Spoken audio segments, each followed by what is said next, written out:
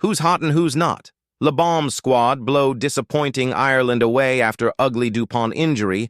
While New Zealand teams fall, it's time for our Monday wrap of who has their name in lights and who is making the headlines for all the wrong reasons after the weekend. They're on fire.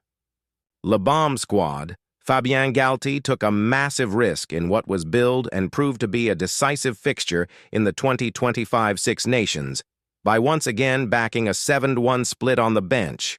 Deploying LeBombSquad almost blew up in his face when Antoine Dupont went off injured, more on that later, and fellow back Pierre-Louis Barassi followed soon after. However, France stayed the course and secured a mightily impressive 42-27 victory over Ireland. It was a brutal showing from Les Bleus. Oscar Jagu was particularly influential as he stepped into the centers for France, with the back rower putting in a sterling shift as Les Bleus cruised to victory. Fine wine, Welsh veteran.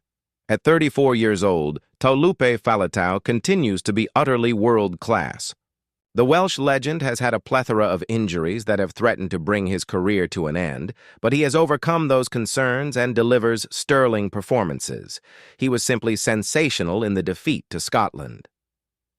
19 tackles, 15 carries, and over 100 running meters were the simple stats from yet another outrageous performance. Faletau has already appeared on 3 British and Irish Lions tours, and really, we would not write off a 4th. England finally thrill. Steve Borthwick's men have been slammed for their lack of attacking intent this Six Nations, but on a sun-kissed day in Twickenham, they finally let the shackles loose and entertained. England crossed for 7 tries in their 47-24 victory over Italy, with Finn and Marcus Smith tearing the Azzurri defense to shreds, while Jamie George shone in his 100th Test match. A day to remember for England fans after a rather underwhelming 12 months. The result gives them an outside shot at the title, something few would have predicted before the opening round of action. Louis Biel-Biarré, one of, if not the most dangerous attackers in international rugby right now, the French flyer has officially broken the record for the most try involvements in a Six Nations campaign after crossing twice against Ireland in Dublin. He became the first player to reach double digits with his first try, adding to his 4 try assists and 5 5-pointers earlier in the tournament, and took his tally to 11 involvements with a second score. He now sets his sights on breaking the record for the most tries in a single edition of the Six Nations, after leveling Jacob Stockdale's 2018 record of 7 tries. Finn stars in Scotland's bounce-back.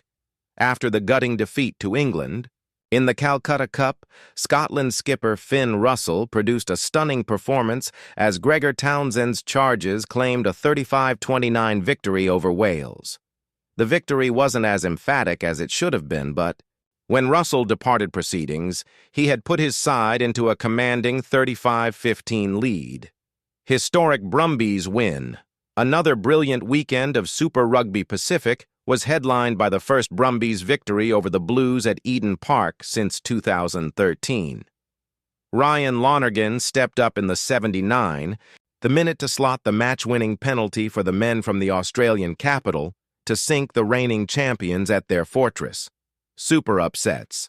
That was not the only upset in the premier Southern Hemisphere Club tournament, as the Fijian Drua finally grabbed their first victory of the season, handing the Chiefs their maiden defeat of 2025. The Pacific Islanders narrowly lost all 3 of their opening games, but finally got over the line against the season's frontrunners. They were not the only ones to claim upsets with Moana Pacifica, downing the Hurricanes, while the Crusaders emphatically defeated the Queensland Reds. Blues v. Brumbies, 5 takeaways as champions, look a pale shadow of themselves without. Buden-Barrett Sharks bounce back.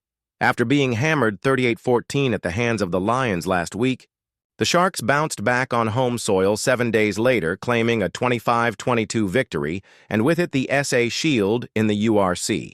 The Sharks have been rather inconsistent this season, but winning the SA Shield will surely give them confidence for what lies ahead for John Plumtree and his Charges.